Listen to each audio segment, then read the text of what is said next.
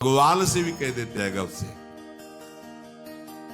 तो पहले भीमसेन खड़े हुए, चूंकि भाई ही लगता है, जैसे कुंती बुआ ऐसे भगवान की वो बुआ का दूसरा है, ये लगता है। सम्मान करना सीख, अगर तू ऐसे ही बोलता रहा तो यही मैं तेरा गला काट दूंगा। ऐसे कहा बैठ जा ब्रिकोदर, बहुत खाने वाला, तू क्या मेरे से लड़ेगा। भगवान ने भी इशारा कर दिया। जब देखा कि ये बोलता ही चला, भीष्म जी खड़े हुए और भीष्म जी ने कहा मैं श्री कृष्ण के चरण आसक्ति चित्त वाला हूं, अगर अब एक भी शब्द यहां बोला इसने तो मैं किसी की नहीं सुनूंगा, इसको नष्ट कर दूंगा। और दोनों सभाओं के सर पर पैर रखता हूं, जो श्री कृष्ण का विरोध करे उसके लिए मैं पर्याप्त हूं। भगवान ने कहा चुप रहो, शांत रहो, सबको बैठा ला। वो गिनती शुरू की, 99 का शिषपाल सावधान, जो तुम्हारी माता को वचन दिया था बस एक शब्द रह गया है, आगे मुझे दोषी कोई न ठहराए। 100 तक क्षमा करने की बात कही थी, जे ही वो तो रुकने वाला थोड़ी था, जे ही आगे बोला सुदर्शन जी के द्वारा उसका वो परम उद्धार हुआ जो बड़े बड़े ऋषि मुनियों के लिए बड़ा दुर्लभ पद कहा गया है। गोपीजनों ने सौंदर्य माधुर्य निधि भगवान को अपना कांत माना, प्रीतम माना। एक ही वृत्ति, कितनी गजब की वृत्ति गोपीजनों की है कि सब कार्य करते हुए कृष्णाकार वृत्ति है। बेचने दही जा रहे हैं, बोल रहे कोई कृष्ण ले ले, दामोदर ले ले, माधव ले ले। कैसी वृत्ति है, देखो कैसी उच्च कोटि की अवस्था है। किसी भी भाव से हमारे प्रभु से जुड़ जाए तो इच्छा द्वेष दोनों से वो मुक्त हो जाए। और जब तक ये ठीक है ये बेठीक है, इस तरह के द्वंद्व तुम्हारे हृदय में बने रहेंगे, तब तक मूढ़ता रहेगी और उससे पतन होता रहेगा। संसार का संबंध दृढ़ होता है इच्छा से। बहुत सुंदर बात, संसार का संबंध दृढ़ होता ही है इच्छा से। इच्छा खत्म, संसार का संबंध खत्म। कितनी बढ़िया बात है। पर हम भागे घूम रहे हैं इच्छाओं की पूर्ति के लिए। जब एक बता दिया कि समुद्र है भगवान, जो चाहिए इन्हीं से क्यों नहीं, पर इनसे मिलने के लिए भी तुम्हें शराब छोड़ना पड़ेगा, तुम्हें मांस छोड़ना पड़ेगा, व्यभिचार छोड़ना पड़ेगा, गंदे चिंतन छोड़ने पड़ेंगे। वो राजी नहीं हो तो करो पाप और चाहो सुख। ऐसा कैसे हो सकता है? यही है जीव की परेशानी, यही है। वो ये चाहते हैं कि हे संत महात्मा, हे भगवान, हमको छूट दो, हम खूब गंदे आचरण करें और आप हमसे सेव संतरा रुपया पैसा ले लो और आप ऐसा आशीर्वाद दो कि हमारी उन्नति होती रहे, दुख न मिले, हमें सुख ही मिलता है। कभी स्वप्न में भी नहीं हो सकता। तब लग कुशल न जीव को सपने हूं मन विश्राम, जब लग भजत न राम को शोक धाम तरि काम। ये दुखों का खजाना काम अर्थात इच्छा, इसका त्याग करके भगवान की शरण में होकर जब तक नाम जप नहीं करोगे, स्वप्न में भी तुम्हें विश्राम नहीं मिलेगा।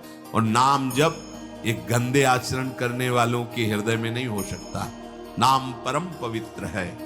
ये तभी होगा जब आपका खान पान सात्विक हो, आपका वातावरण सात्विक हो, आपका बोलना उठना बैठना सब सात्विक हो, तब नाम भगवान कृपा करेंगे आपकी जिह्वा। फिर कौन सी इच्छा रह जाएगी, कौन सी इच्छा रह जाएगी? अरे आप विश्वास कीजिए, ये जितनी इच्छाएं हैं सब स्वाप्निक हैं। जब आप सच्चा विवेक धारण करेंगे तो आपसे पूछा भी जाएगा कि जबरदस्ती केवट से कह रहे ले लो, वो कह रहे आप कछुनाथ न चाहिए, मोरे नहीं चाहिए। प्रहलाद जी कह रहे वरदान मांगो, हमारी आज्ञा का पालन करो, तो कह रहे हाँ आपकी आज्ञा का पालन करता हूं, हे नाथ मुझे यही वरदान दीजिए कि आपसे भी कोई इच्छा न रहे। ये वरदान मांगो कि आपसे भी कोई इच्छा। आप सोचो क्या है ऐसा भागवतिक रस कि जिसको वो मिला तो भगवान से भी कह देते।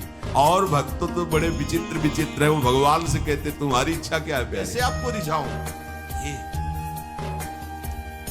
जब कामना को लेकर के मनोवृत्ति का प्रवाह संसार की तरफ होता है, तब ये कामना ही हमें राग द्वेष में बांध देती है। जो महापुरुषों ने उपासना करके शास्त्र स्वाध्याय करके अनुभव किया है, उसे ध्यान से सुनो। इच्छाओं से बचने का उपाय। इच्छा ही आपके बंधन का कारण है, इच्छा ही जन्म मरण का कारण है। इच्छाओं से बचने का उपाय, कर प्रमाद मत बनो आलसी, करो सुचारु रूप से काम, अपना काम स्वयं करने में लाज बड़प्पन तजो तमाम। पहली बात, शरीरधारी को किसी दूसरे शरीर से अपने शरीर की सेवा तब तक नहीं लेनी चाहिए जब तक बीमार ना हो जाए, असमर्थ ना हो जाए, चाहे गृहस्थ में हो चाहे विरक्त में हो। ध्यान दीजिए, आप चाहे आपकी पत्नी हो, पुत्र हो, परिवार हो, आप उनके सेवक हैं, क्योंकि वो सब प्रभु के जन हैं। इस भावना से रहोगे, कभी नाराज नहीं होगे, कभी गुस्सा नहीं आएगा, कभी झगड़ा नहीं होगा। अगर आप अपने को ये माने कि प्रभु मेरे इस रूप में आए हुए हैं, मुझे अपने कर्तव्य का पालन करना है, तो कहीं झगड़ा नहीं हो सकता। तुम जो कर रहे हो तुम्हारा कर्तव्य, हमारा कर्तव्य है कि हम पति पुत्र परिवार आदि जो भी है, ये हमारे भगवान का स्वरूप है। मैं आप समझो वही भगवत साक्षात्कार, पर ऐसा कौन मानता है? अच्छा, साधु वेश में ये जरूर सावधानी रखनी चाहिए। ध्यान देकर सुनिए, जब तक आपका शरीर स्वस्थ है, आप किसी से किसी भी प्रकार की सेवा स्वीकार न करें। भिक्षान्न के सिवा कोई भी सेवा स्वीकार न करें। अपने शरीर की सेवा तब तक करें जब तक आपका शरीर असमर्थ नहीं हो जाता। असमर्थ हो गए तो फिर हरि ही करें आकर स्वयं, या किसी को भेज दें, उनके बस की बात है। देखो माधवदास बाबा की लंगोटी स्वयं श्री ठाकुर जी महाराज धो रहे हैं। तब तक हमने अपने बड़े संतों को देखा है, बिल्कुल किसी भी तरह की कोई सेवा नहीं स्वीकार करते। अपनी दिनचर्या अपने हाथ से, अपने शरीर की पूरी। आपको क्या हो गया है? आप भी वैसे ही चलो जैसे गुरुजन चले, भिक्षान्न के सिवा। आप अपनी किसी भी तरह की सेवा किसी से मत करवाइए। आप देखो इच्छाओं का दमन होना शुरू हो जाएगा। यहीं से इच्छाओं का दमन शुरू हो जाता है। आप सच्ची मानिए, ये जो आप शरीर सुख की आकांक्षा से दूसरे से सुख लेने की इच्छा करते हैं, यही तुम्हारे बंधन का कारण है, यही तुम्हारी दुर्गति, यही तुम्हारी कमजोरी है। जब तक शरीर स्वस्थ रहे, किसी से किसी भी तरह की सेवा मत लो, और अधिक से अधिक सेवा करने का भाव रखो। सुधार, हमें सेवा करना है, सेवा लेना नहीं है।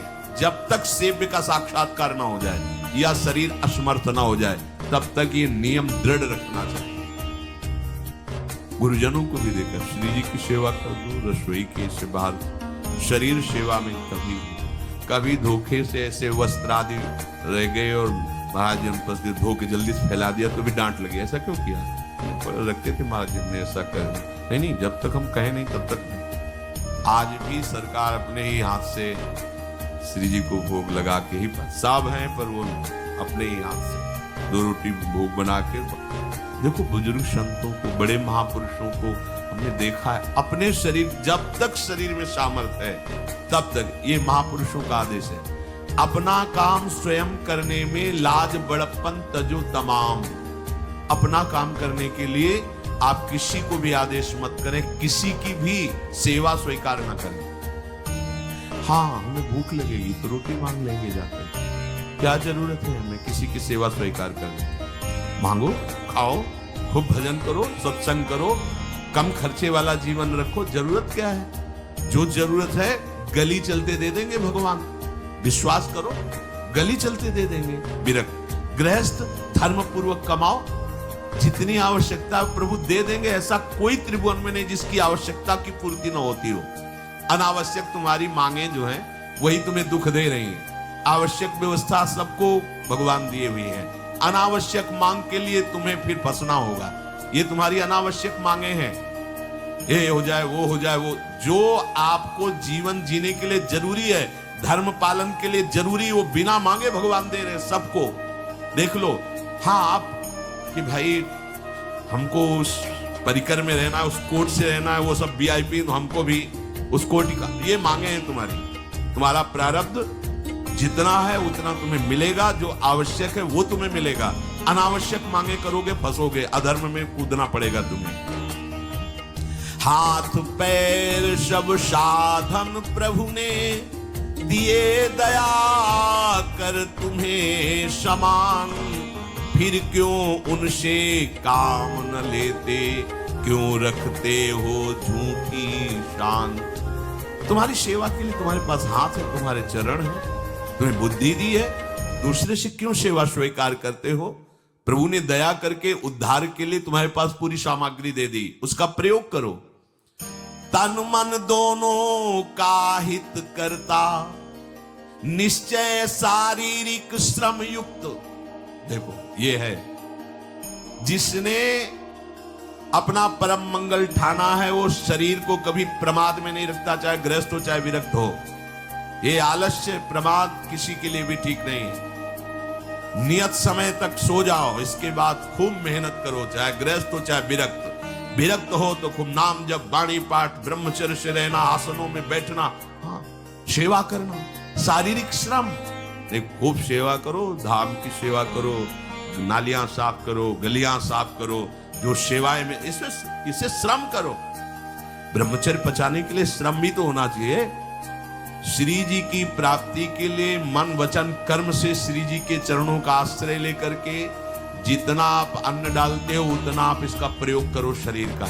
इससे ममता मत रखो, खूब धाम। पुराने संतों को देखो, सोहनी पकड़े कहां कहां तक परिक्रमा में लगा। हमने देखा है एक हरिदास जी महात्मा थे, पीछे पानी घाट की तरफ उनकी छोटी सी कुटिया, किलोमीटर तक ऐसे ही सोहनी लगा रहे। वृद्ध वृद्ध महात्मा सेवा करें, अपने लोग जवान महात्मा होकर शरीर स्वस्थ होकर बेइज्जती सम। अगर सोहनी पकड़ के खड़े हो जाओगे गली में तो आपको लगेगा अपनी बेइज्जती हो रही। वाह, कितनी बड़ी इज्जत है हमारी। स्वामिनी के महल की वीथियों में सोहनी लगाने में तुम्हें बेइज्जती लग रही, और आचार्य चरण याचना कर रहे हैं। यत्किंकरीषु बहुशा खलुका कुवाणी, नित्यं परस्य पुरुषस्य शिखंड मौले, तस्या कदापि रश्मिधेर वृषभानुजायात्, तत्केलि कुंज भवनांगण मार्जनीश्याम। लाडली जो ऐसी कृपा करो कि आपके वृंदावन धाम में कहीं सोहनी लगाने वाली, पोछा लगाने वाली मैं बन जाऊं। मांग रहे हैं। एक से कहा भैया चाहे जितना बुरा प्रारब्ध हो, यहाँ जो भगत आते हैं उनके जूते साफ कर दिया, कुल प्रारब्ध खत्म हो जाएगा। भाई आप समझो ये वो दवा है। धाम की सेवा करो,